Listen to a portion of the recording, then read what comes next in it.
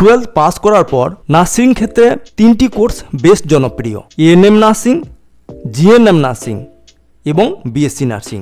এখন এই 3টি কোর্সের মধ্যে কোনটি বেস্ট, কোন কোর্সটিতে বেশি চাকরির সুযোগ পাওয়া যায় এবং কোন কোর্স কমপ্লিট করার পর কোনটিতে বেশি বেতন পাওয়া যায়, এটা জানা তোমার জন্য খুবই গুরুত্বপূর্ণ। কারণ বন্ধুরা, পড়াশুনো করার পর সবাই ভালো চাকরি পেতে চায় এবং এটা তখনই সম্ভব হবে যখন তুমি একটি ভালো কোর্স করবে এবং কাজের প্রতি প্রপার তোমার জ্ঞান থাকবে। তাই এই 3টি কোর্স সম্পর্কে ভালোভাবে জানার পর তোমার কোন কোর্সটি করা উচিত তার সঠিক ডিসিশন তুমি নেবে। বন্ধুরা, এএনএম নার্সিং এবং জিএনএম নার্সিং কোর্স একটি ডিপ্লোমা কোর্স, কিন্তু বিএসসি নার্সিং একটি ডিগ্রি কোর্স।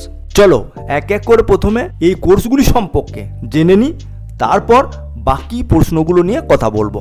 এএনএম এর পুরো নাম হলো অক্সিলারি নার্সিং মিডওয়াইফারি। এএনএম এটি 2 বছর মেয়াদের কোর্স এবং তার সাথে 6 মাসের ইন্টার্নশিপ করানো হয়। 12 আর্টস বা সায়েন্স উভয় শাখাতেই পাসরা এই কোর্সটি করতে পারবে। এই কোর্সে নার্সিং সম্পর্কিত সমস্ত বেসিক বিষয়ে শেখানো হয়।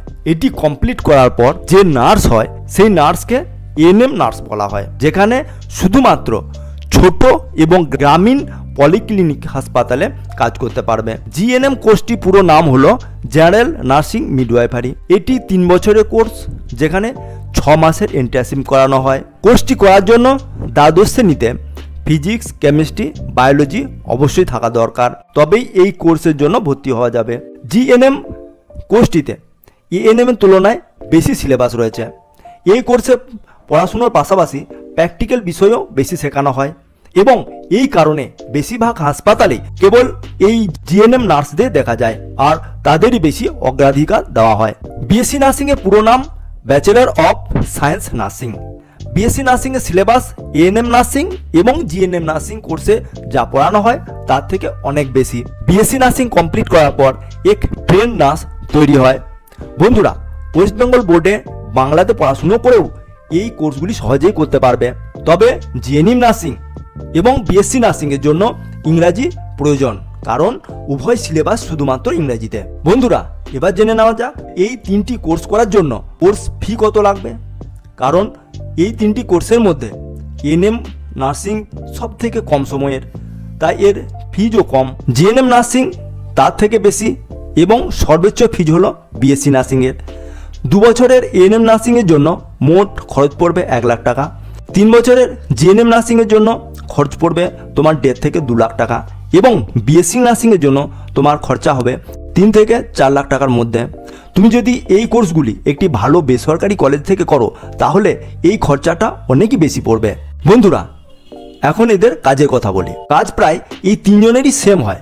এএনএম কোর্সের উদ্দেশ্য হলো যে নার্সিং সম্পর্কিত ছোট ছোট কাজ শেখানোর মাধ্যমে একজন নার্স তৈরি করা, যাতে সে ডাক্তারদের সাহায্য করতে পারে এবং হাসপাতালের ছোট ছোট কাজগুলি দেখাশোনা করতে পারে। তবে জিএনএম নার্সিং এবং বিএসসি নার্সিং এরকম নয়।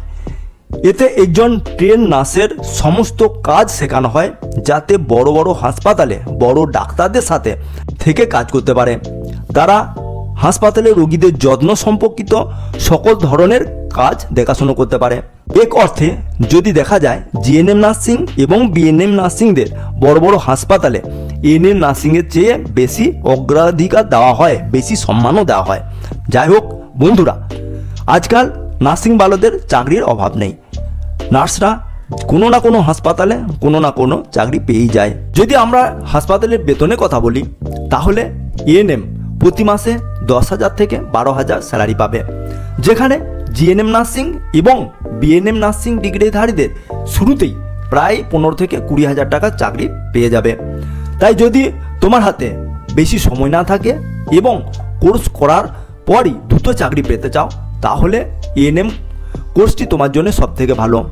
কিন্তু যদি তোমার কাছে 3 থেকে 4 বছরের সময় থাকে তাহলে জিএনএম নার্সিং অথবা বিএনএম নার্সিং তোমার জন্য সব থেকে ভালো অপশন। কারণ জিএনএম নার্সিং এবং বিএনএম নার্সিংয়ে পরে তোমার কেরিয়ারের অনেক অপশনই খুলে যাবে। পরে তুমি যদি সরকারি চাকরির জন্য আবেদন করো তাহলেও যেখানে বিএনএম নার্সিং এবং বিএসএম নার্সিং শিক্ষার্থীদের অগ্রাধিকার দেওয়া হয়। বন্ধুরা, তোমাদের পছন্দের কোর্সটি তোমরা করবে। তোমরা কোন কোর্সটি করছো বা করতে যাচ্ছ তা নিয়ে কমেন্ট বক্সে কমেন্ট করে আমাদের জানাবে। এএনএম এবং জিএনএমের জন্য আরও অনেক ভিডিও আপলোড করতে চলেছি। ভিডিওটি লাইক এবং বন্ধুদের সাথে শেয়ার করে দিও। এইরকম আরও ভিডিও পেতে চ্যানেলটিকে সাবস্ক্রাইব করে বেল আইকনটি প্রেস করে রাখবে।